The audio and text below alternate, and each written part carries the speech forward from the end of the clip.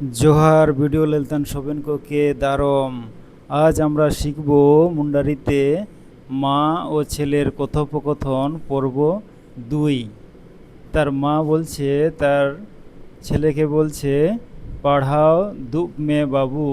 তার ছেলেকে পড়তে বসতে বলছে, তখন মুন্ডারিতে সে কি বলছে? পড়াও দুপ মে বাবু, অর্থাৎ যেটা বাংলা করলে দাঁড়াবে পড়তে বসো বাবু। এবারে তার ছেলের নাম হচ্ছে উপাল, সে উপালকে বলছে, উপাল বলছে কি বলছে তখন? হে গা পড়াও দুপতা নাই, হাঁ গো পড়তে বসছি।